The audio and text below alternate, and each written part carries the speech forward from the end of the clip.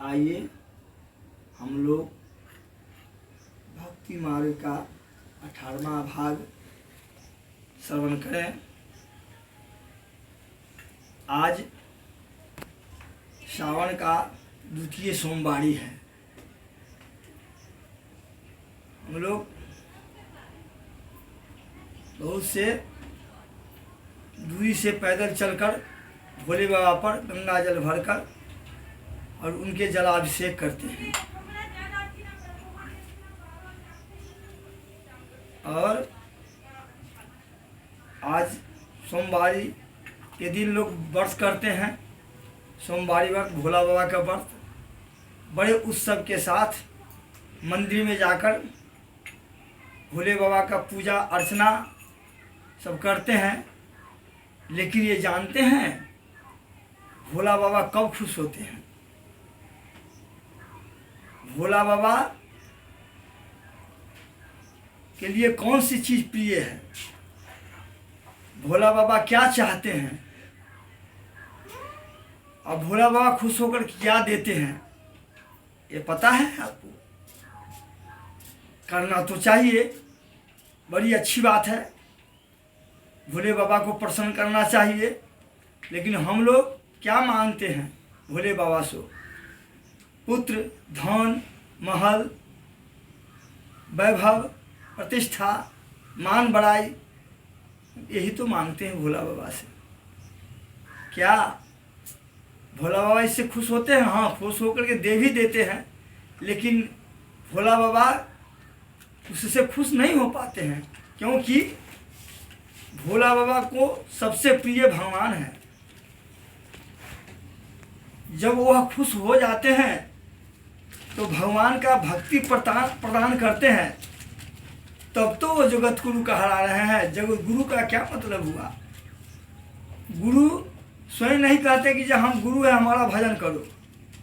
भोला बाबा गुरु तब हैं, जगत गुरु, जो खुश होकर भगवान का भक्ति दे देते हैं। ऐसे तो लोग मांगने वाला मांगता है जैसे बच्चा रोता है और माँ बच्चे को देखकर कुछ खिलौना ला करके दे देती है उसको खेलने के लिए, और बच्चा उसमें खिलौना में ही भूल गया। खिलौना देखकर खुश होकर के खिलौना से खेलने लगा, उसी में आनंद लेने लगा। तो माँ अपने काम में लग जाती है और फिर बच्चों पर ध्यान नहीं देती। उस समय अपने काम में लग जाती है जब बच्चा खेल ही तो रहा है। अगर बच्चा उस खिलौना से नहीं मानता और रोता ही रहता है तो माँ को दंडित होकर माँ उसे गोद में उठा लेती है, उसके पुचकारती है, दुलारती है अथवा दूध पिलाती है। तो इसी तरह भोला बाबा एक माँ की तरह भक्त को तो मानते ही हैं, सब कुछ देते ही हैं, लेकिन उस खिलौना की तरह धन वैभव से परिपूर्ण कर भी देते हैं। लेकिन उसी तरह उसी में भूल भुलैया में लोग पड़े रह जाते हैं, लेकिन सही मार्ग नहीं पकड़ पाते। अगर उस सब नहीं लेकर के, वह कामना नहीं करके निष्काम भाव से अगर भोला बाबा का भजन किया जाए, भोला बाबा का जलाभिषेक किया जाए, भोला बाबा को अर्चन किया जाए, भोला बाबा को पूजन किया जाए, तब वो खुश हो करके भगवान का भक्ति देते हैं। सही मार्ग यही है, क्योंकि भगवान के लिए भोला बाबा बेचैन हो जाते हैं। जब बाल रूप में भी भगवान प्रकट लेते हैं, अयोध्या में राम के रूप में, गोकुल में कृष्ण के रूप में, तो मदारी के रूप पकड़ करके वो मिलने जाते हैं। भगवान उनके लिए इतना प्रिय है। और ध्यानास्थ होकर भी माला भी जपते हैं। ऐसे भोला बाबा हमारे हैं, और वही चाहते हैं जो लोग भगवान का भक्ति करें, क्योंकि वो भगवान नाम का बहुत प्रेमी है। जो उनको भगवान हरि नाम कीर्तन सुनाता है, हरि नाम में लगा हुआ है, भगवान में लगा हुआ है, भजन में लगा हुआ है भगवान के, तो बड़े खुश हो जाते हैं और भक्ति प्रदान कर देते हैं वो। और वह भक्त लोग सदा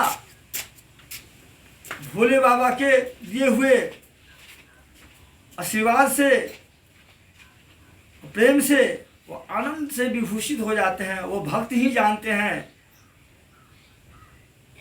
वो भक्त ही जान पाते हैं कि कितना आनंद है भक्ति में। निष्काम होना चाहिए और कर्तव्य भी है। यही तुलसी बाबा कहते हैं, एक बानी करुणा निधान की, सो प्रिय गति न जाई आन की। कहते हैं एक बानी करुणा निधान की, सो प्रिय गति आए न आन की। सिर्फ भगवान में एक बानी करुणा निधान में लग जाता है। जब भोला बाबा खुश हो जाते हैं तब एक बानी करुणा निधान की, सो प्रिय जाके गति न आन की। और वह भक्त क्या कहता है, तुलसी बाबा कहते हैं, अब प्रभु कृपा करहूं यही भांति, सब तज भजन करहूं दिन राति।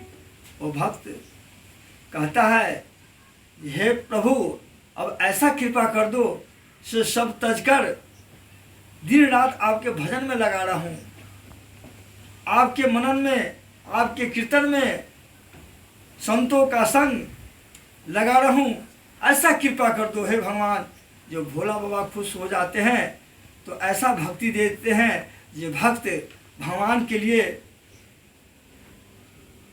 उनके भगवान नाम की रस प्राप्ति के लिए उसी में लगा रहता है। तो हम लोग का भी कर्तव्य है, अगर हम भोला बाबा को अर्चन पूजन करते हैं तो उनसे यही मांगना चाहिए, हे प्रभु, हे भोला बाबा, मुझे आप भगवान का भक्ति दे दे, क्योंकि आप जगत गुरु हैं, आप जगत गुरु और आप ही ने तो भक्ति प्रदान करते हैं। इसलिए मुझ पर भी कृपा करें और भक्ति प्रदान करें। इस तरह जब हम आर्त होकर भोला बाबा से मांगे तो अवश्य भगवान की भक्ति प्रदान करेंगे। तो हम लोगों को भी कर्तव्य बनता है कि इसी तरह हम प्रार्थना करके भोला बाबा से और भगवान से भक्ति मांगें और प्राप्ति करें।